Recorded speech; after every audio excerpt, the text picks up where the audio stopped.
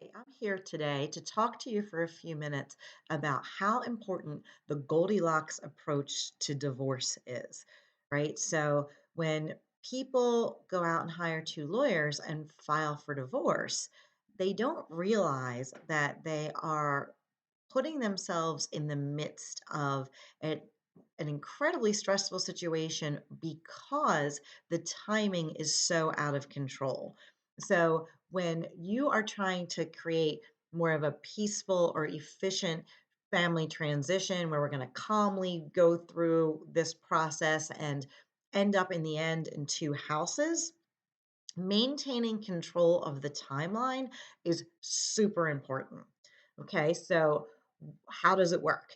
So think if you're the spouse who is really thinking about divorce and really wants, to move forward, when you go to hire either me or a lawyer, someone like me, you're feeling a sense of urgency that we're ready to go. It's time to move forward.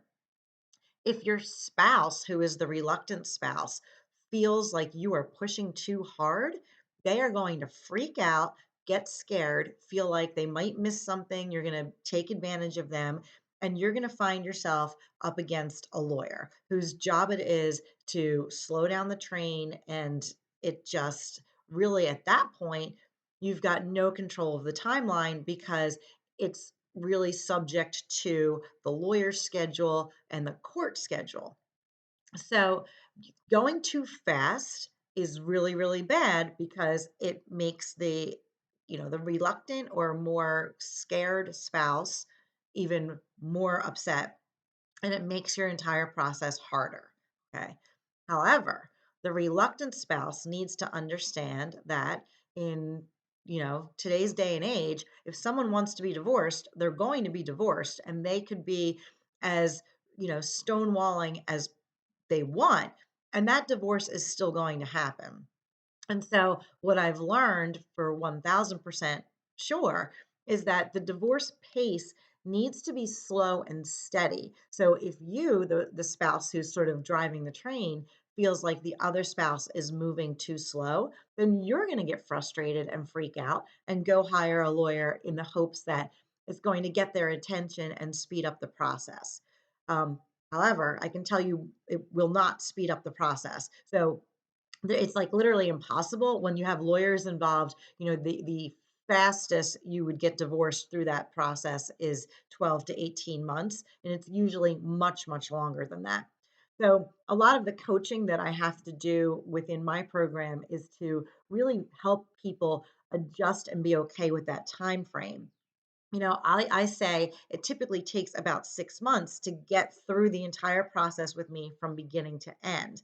And for some of my clients, 6 months feels like a lifetime. And since you're not doing it the other way, you don't have the frame of reference to really understand that 6 months is sort of like light years in divorce terms. But what 6 months is perfect for is giving you, the kind of eager spouse, the feeling of relief, like this is slow and steady. I see a light at the end of the tunnel. I know if I do the things and get the questions answered that the mediator is asking, we will be able to sign this document within 6 months. And when the document is signed, your divorce is essentially over. It's that settlement agreement that severs all of your financial ties. It tells you what happens in the future. So all of your questions are kind of codified and memorialized in this one document. So that's 6 months. You've like lived through 20 years probably, or been unhappy for a long time. 6 months isn't so bad.